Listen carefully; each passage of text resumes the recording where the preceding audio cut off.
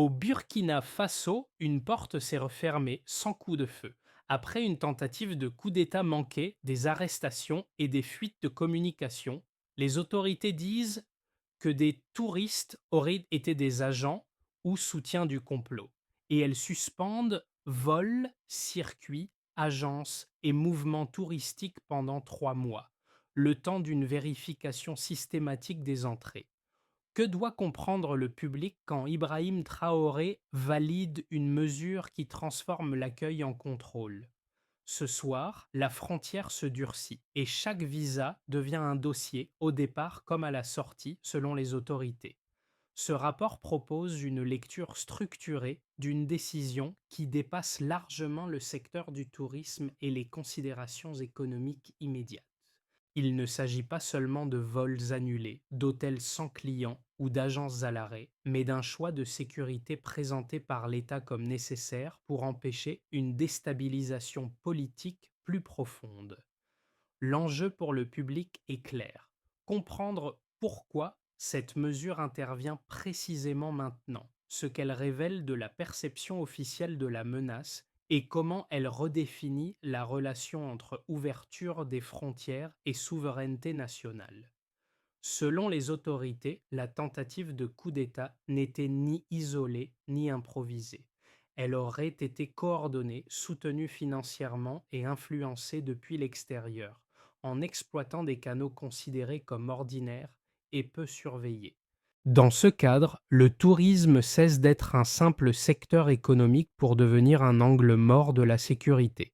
La question centrale n'est donc pas le coût à court terme, mais la conviction du pouvoir que l'inaction aurait exposé le pays à un risque bien plus durable.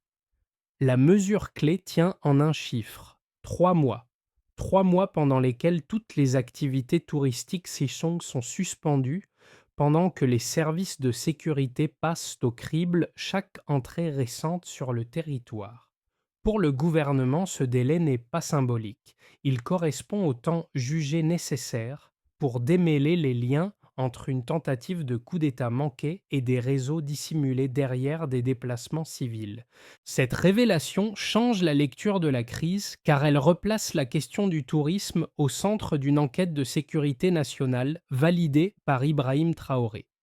Dans les jours ayant suivi l'échec du putsch, les autorités ont annoncé une série d'arrestations et l'analyse de communication jugée suspecte. Des éléments recueillis par le renseignement auraient montré que plusieurs individus impliqués dans le complot étaient entrés au Burkina Faso sous couvert de voyages ordinaires. Pas d'uniforme, pas de déclaration politique, pas de signaux visibles. Selon la version officielle, ces personnes se seraient fondues dans les flux touristiques, arrivant séparément parfois à des semaines d'intervalle, avant de coordonner leurs actions sur place. Le contexte régional renforce cette lecture. Dans le Sahel, les gouvernements du Burkina Faso, du Mali et du Niger estiment depuis plusieurs années que les tentatives de déstabilisation ont changé de forme. Les confrontations directes ont laissé place à des méthodes plus discrètes, mêlant acteurs civils, réseaux économiques et déplacements internationaux. Dans ce cadre, la frontière n'est plus seulement une ligne géographique, mais un point de vulnérabilité stratégique. Pour l'administration actuelle, autoriser la poursuite normale du tourisme pendant l'enquête aurait créé une contradiction majeure: maintenir une ouverture totale tout en affirmant que cette ouverture a été exploitée. Ibrahim Traoré et son entourage présentent donc la suspension comme une réponse logique destinée à transformer temporairement les frontières en filtres actifs plutôt qu'en portes automatiques. Cette mini-révélation éclaire ainsi la logique interne de la décision: le tourisme n'est plus vu comme neutre, mais comme un vecteur potentiel de risque dans un environnement jugé hostile. Au centre de cette décision se trouve un acteur politique qui cherche à imposer un nouveau cadre de lecture de la sécurité nationale. Pour Ibrahim Traoré, la suspension du tourisme n'est pas présentée comme une réaction improvisée, mais comme une étape parmi d'autres dans une stratégie de contrôle plus large. Depuis la tentative de coup d'État, le discours officiel insiste sur la nécessité de reprendre l'initiative, de ne plus subir les événements et de réduire les zones d'ombre que des acteurs extérieurs pourraient exploiter. Les premiers impacts se font sentir bien avant toute conclusion de l'enquête. Dans les villes habituellement fréquentées par les visiteurs, les hôtels enregistrent des annulations en chaîne et les guides locaux voient leurs revenus disparaître presque instantanément. Les chauffeurs, les petits commerçants et les agences de voyage, souvent dépendants d'une activité saisonnière fragile, se retrouvent confrontés à une pause brutale dont l'issue reste incertaine. Cette réalité alimente des inquiétudes sociales, même parmi ceux qui soutiennent la ligne sécuritaire du gouvernement. Un micro-cas illustre cette tension. À Ouagadougou, une petite agence spécialisée dans les circuits culturels explique avoir perdu l'ensemble de ses réservations en quelques jours. Son responsable reconnaît comprendre la gravité de la situation politique, tout en soulignant que 3 mois sans activité peuvent suffire à faire disparaître une entreprise. Ce type de témoignage montre que la décision, bien que justifiée par la sécurité, produit immédiatement des effets concrets sur le tissu économique local. C'est précisément ce décalage entre la logique stratégique de l'État et les conséquences immédiates pour les acteurs ordinaires qui donne tout son poids à la mesure. La suspension n'est pas abstraite, elle touche des vies, des emplois et des équilibres fragiles, tout en posant une question simple. Jusqu'où un pays est-il prêt à aller pour se protéger? Tout commence par un déclencheur précis. Après l'échec d'une tentative de coup d'État, les autorités annoncent des arrestations, puis évoquent l'existence de communications interceptées et de liens présumés avec des acteurs étrangers. Dans un premier temps, ces éléments restent fragmentaires, présentés comme faisant partie d'une enquête en cours. Puis, en l'espace de quelques jours, le discours change de tonalité. Le gouvernement affirme que le complot n'était pas improvisé mais structuré, et que certains de ses participants seraient entrés sur le territoire sous couvert de voyages touristiques. À partir de là, la logique sécuritaire s'impose comme cadre principal de décision. La montée en tension est progressive mais rapide. Les services de renseignement parlent de déplacements discrets, d'arrivées échelonnées, de rencontres jugées inhabituelles. Aucun signal spectaculaire, aucune démonstration de force visible, mais une accumulation d'indices que les autorités disent avoir reliés entre eux.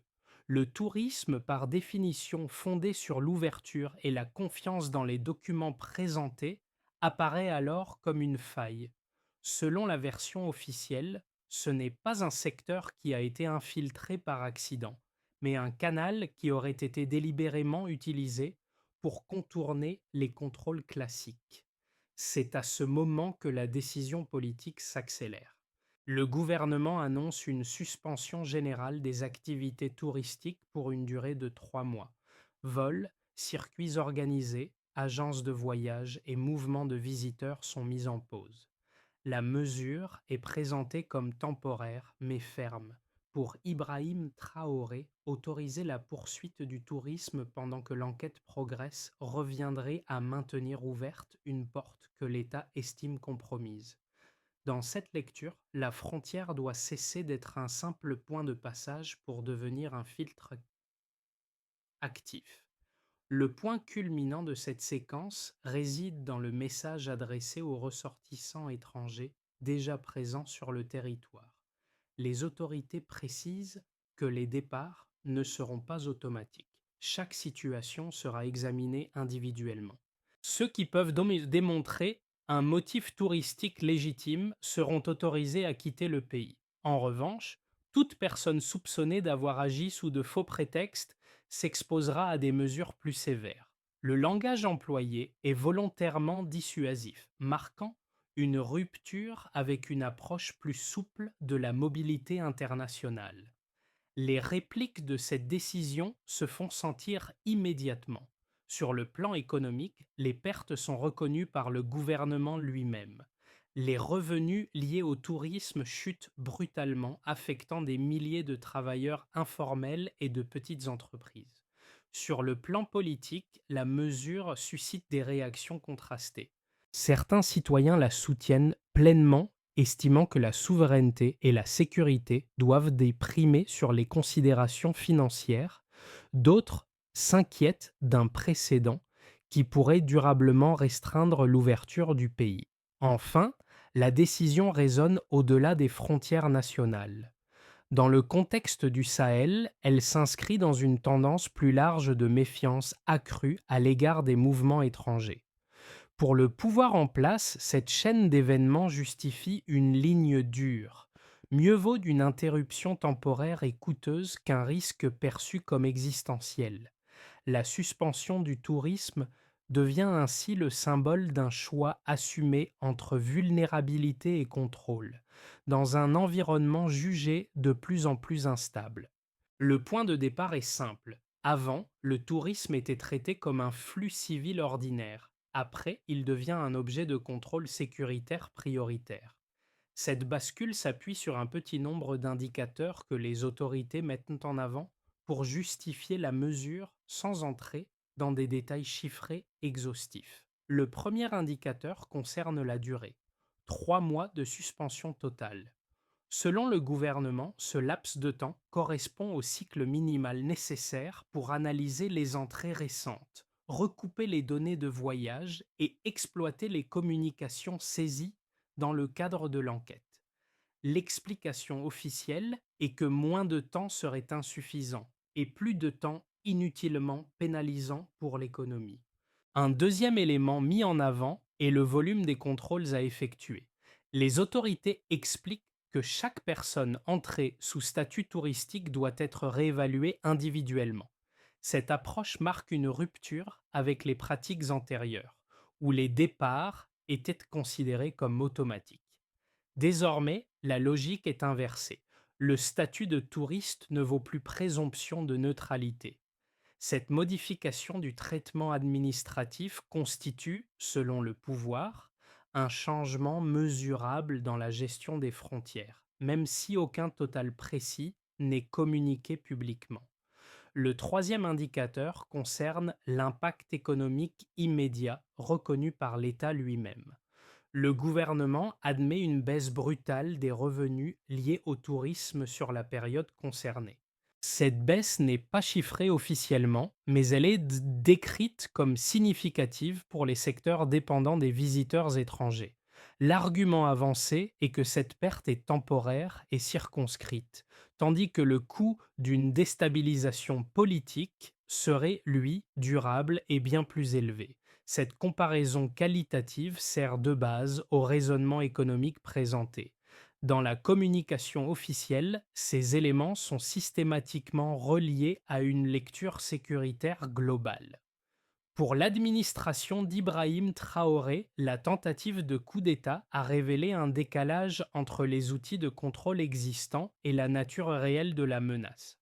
Le tourisme, parce qu'il repose sur la confiance, aurait offert une marge de manœuvre à des acteurs cherchant à agir discrètement.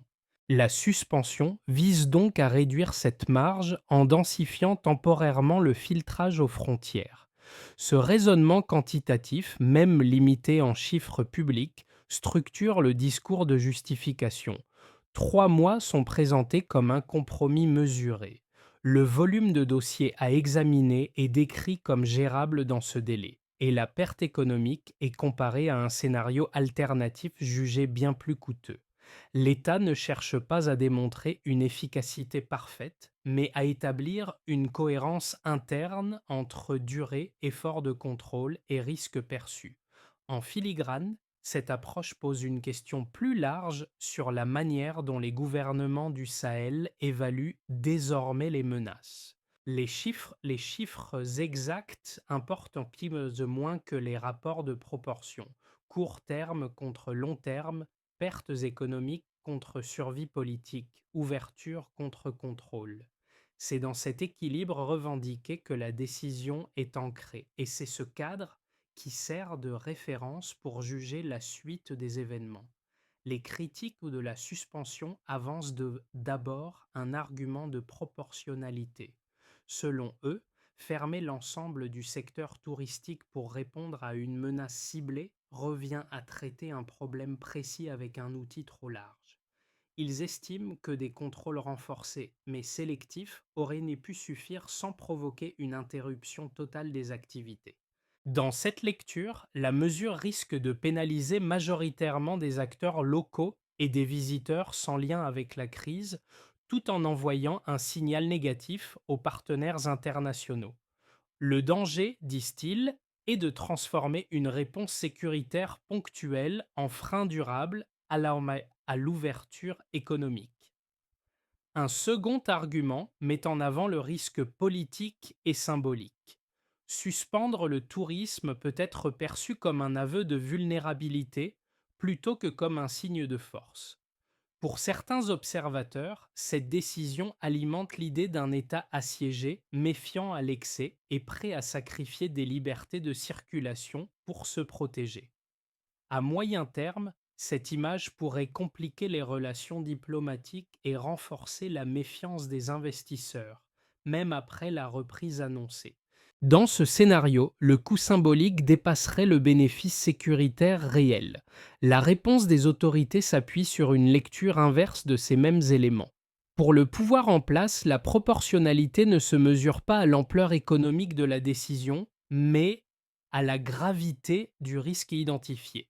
Si des acteurs impliqués dans une tentative de coup d'État ont effectivement exploité les circuits touristiques, alors maintenir ces circuits ouverts pendant l'enquête serait incohérent.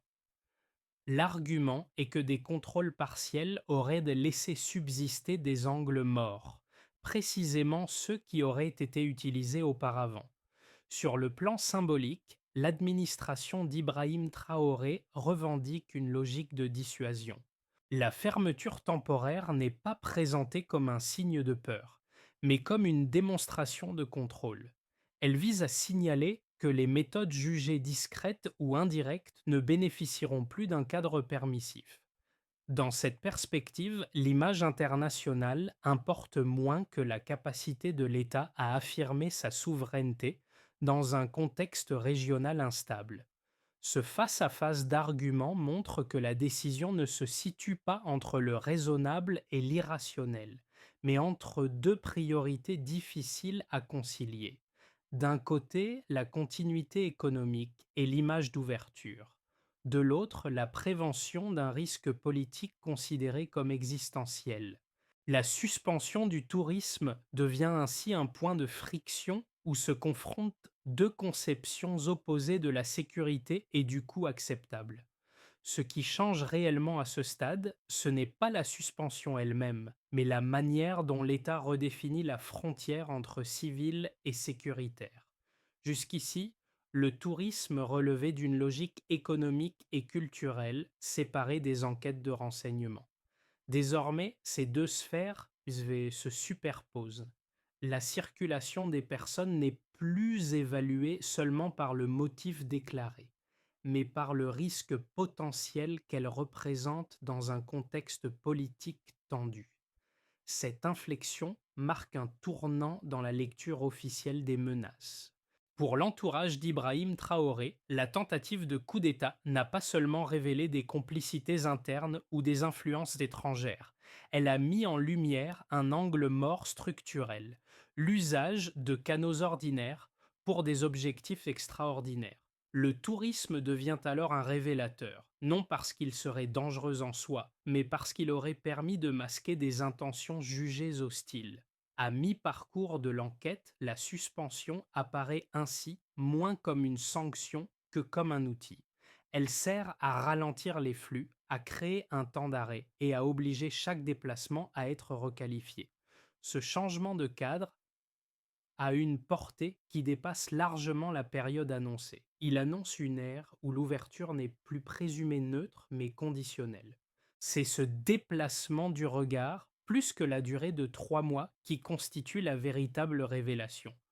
Les effets de la suspension se déclinent différemment selon les acteurs, et c'est dans ces écarts que la décision prend une dimension tangible.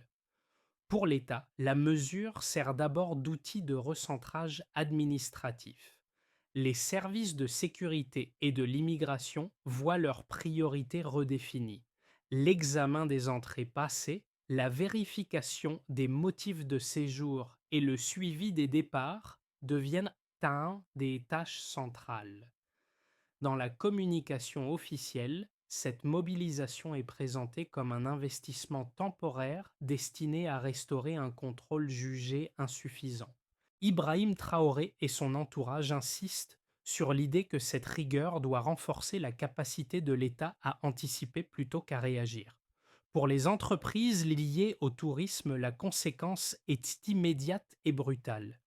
Les hôtels, agences de voyage, chauffeurs et guides perdent en quelques jours une source de revenus déjà fragile.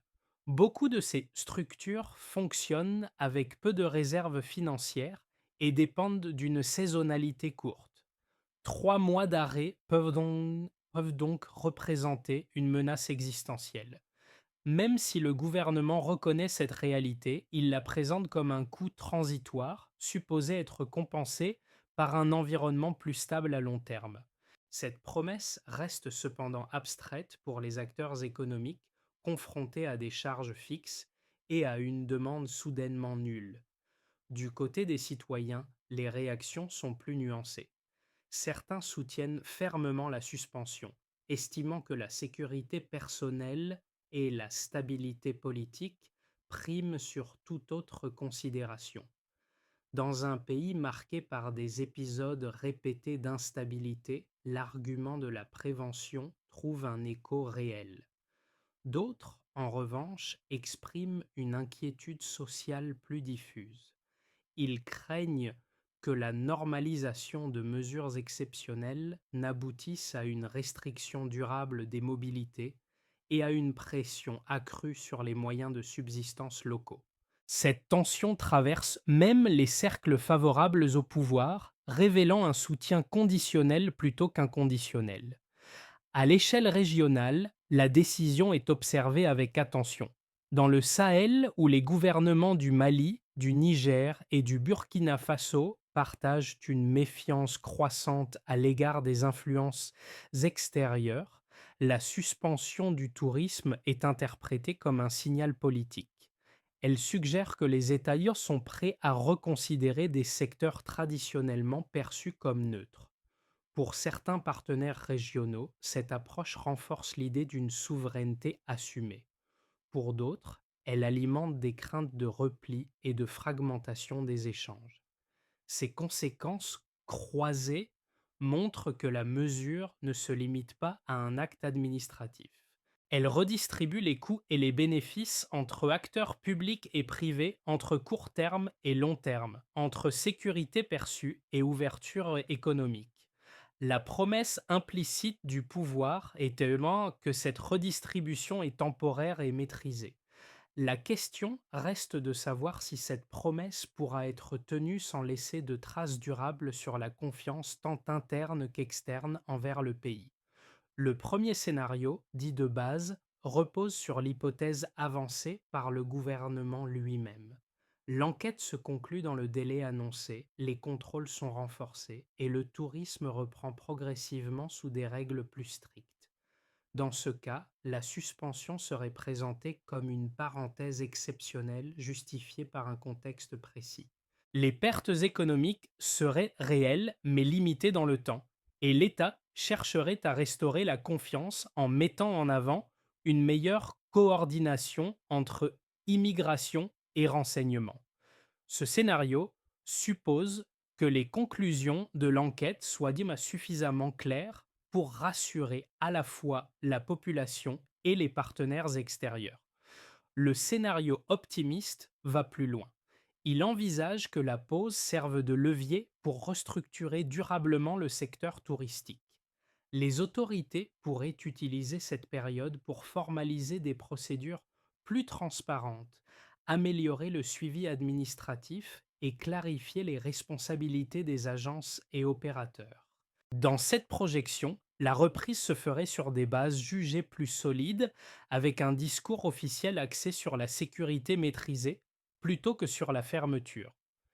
Le pays pourrait alors chercher à transformer une crise en signal de sérieux institutionnel, en affirmant que l'ouverture est possible dès lors qu'elle est encadrée. Le troisième scénario, le plus défavorable, repose sur une dynamique inverse. Si l'enquête se prolonge ou si de nouvelles suspicions apparaissent, la suspension pourrait être étendue ou renouvelée. Dans ce cas, la mesure temporaire risquerait de s'installer dans la durée, alimentant l'incertitude économique et la méfiance internationale. Les acteurs du tourisme, déjà fragilisés, pourraient ne pas survivre à une interruption prolongée. Sur le plan politique, cette situation renforcerait l'image d'un pays durablement sur la défensive, avec des conséquences possibles sur les échanges régionaux et les investissements. Ces trois trajectoires montrent que l'enjeu ne se limite pas à une décision ponctuelle. Il dépendra de la capacité des autorités à refermer la parenthèse annoncée et à définir clairement ce qui relève de l'exception et ce qui devient la norme. Si la suspension reste circonscrite, elle pourra être interprétée comme un épisode de gestion de crise. Si elle se prolonge, elle redéfinira plus profondément la relation entre sécurité, mobilité et économie. La question clé à ce stade n'est donc pas seulement ce qui se passera dans 3 mois, mais si le pouvoir saura tracer une limite crédible entre vigilance temporaire et fermeture durable. Pour une première catégorie de personnes, celles qui vivent directement ou indirectement du tourisme, l'impact est immédiat et personnel. Guides, chauffeurs, artisans, petits commerçants et employés d'hôtels voient de leurs revenus suspendus sans solution de remplacement clair. Pour eux, la décision n'est pas un débat abstrait sur la souveraineté ou la sécurité, mais une question de survie économique à court terme. Beaucoup doivent réduire leurs dépenses, reporter des projets ou chercher des activités alternatives dans un contexte déjà contraint. Même lorsque la mesure est comprise sur le principe, son poids quotidien reste difficile à absorber. Un deuxième groupe est constitué des citoyens qui ne dépendent sans pas du tourisme, mais qui suivent de près la situation sécuritaire du pays. Pour eux, la suspension peut être perçue comme un signal rassurant. Elle donne l'impression que l'État agit, qu'il prend au sérieux la menace et qu'il privilégie la prévention. Dans un environnement marqué par l'instabilité régionale, ce sentiment de vigilance peut renforcer un soutien conditionnel au pouvoir, tant que les mesures restent temporaires et expliquées. La confiance repose ici sur la transparence et sur la capacité des autorités à justifier chaque étape. Un troisième groupe concerne les observateurs extérieurs, y compris les membres de la diaspora et les partenaires internationaux. Leur regard est souvent plus ambivalent. D'un côté, ils peuvent comprendre la logique sécuritaire avancée. De l'autre, ils s'interrogent sur la prévisibilité des règles et sur la facilité avec laquelle des secteurs entiers peuvent être mis à l'arrêt. Cette perception influence les décisions de voyage, d'investissement ou de coopération, bien au-delà de la période officielle de suspension. Face à ces effets différenciés, quelques marges d'action existent pour le public. S'informer à partir de sources multiples, distinguer les annonces temporaires des changements structurels et observer la manière dont les règles évoluent dans le temps permet de mieux évaluer la trajectoire réelle du pays. À ce stade, l'enjeu pour chacun est moins de trancher pour ou contre la décision que de comprendre comment elle s'inscrit dans une dynamique plus large de gouvernance et de sécurité. La sortie de cette séquence repose sur une feuille de route que les autorités présentent comme progressive et mesurable. La première étape consiste à finaliser l'enquête en cours en recoupant les entrées récentes, les communications analysées et les déplacements jugés atypiques. L'objectif affiché est de distinguer clairement les visiteurs sans lien avec la crise des individus soupçonnés d'avoir agi sous de faux prétextes. Cette phase conditionne toutes les suivantes car elle doit produire une base jugée fiable. La deuxième étape vise à réviser les protocoles aux frontières. Le gouvernement évoque une coordination renforcée entre immigration et services de renseignement, avec des critères de contrôle plus précis pour les séjours touristiques. Il ne s'agit pas d'une fermeture permanente, mais d'un filtrage présenté comme plus ciblé. Cette révision doit être testée pendant la période de suspension afin d'en mesurer la faisabilité opérationnelle. La troisième étape concerne la reprise encadrée du tourisme. Les autorités indiquent que les activités pourraient redémarrer progressivement sous réserve de nouvelles exigences pour les agences et opérateurs. La responsabilité des intermédiaires serait clarifiée avec un suivi plus strict des dossiers et des itinéraires. Cette phase vise à réduire les angles morts identifiés sans bloquer durablement les flux. Une quatrième étape touche à la communication publique. Pour l'administration d'Ibrahim Traoré, il s'agit d'expliquer les changements, de rassurer les acteurs économiques et de signaler aux partenaires étrangers que la suspension reste exceptionnelle. La crédibilité de cette étape dépendra de la cohérence entre les annonces et les pratiques observées sur le terrain. Enfin, la dernière étape annoncée est celle de l'évaluation. Les autorités parlent de mesurer l'efficacité des nouveaux dispositifs avant d'envisager un retour complet à la normale. Cette séquence, si elle est respectée, permettrait de refermer la parenthèse ouverte par la crise. Si elle dévie ou s'allonge, elle pourrait au contraire installer durablement l'exception comme règle. Pour comprendre le sens profond de cette décision, il faut revenir aux images du début. Les hôtels vides, les agences silencieuses et cette petite structure culturelle à Ouagadougou, contrainte de tout arrêter du jour au lendemain. Ce sont ces scènes ordinaires qui donnent une dimension humaine à une mesure pensée en termes stratégiques. Elle rappelle que chaque choix de sécurité se traduit concrètement par des existences mises en pause. Dans le récit porté par le pouvoir, cette tension est assumée. Ibrahim Traoré et son entourage présentent la suspension comme un sacrifice nécessaire, limité dans le temps, pour éviter un basculement jugé plus grave. Le message implicite est clair. Mieux vaut une douleur visible et immédiate qu'un effondrement silencieux et durable.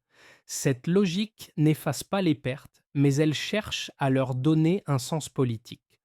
Le retour au motif initial permet aussi de mesurer ce qui est en jeu au-delà des procédures.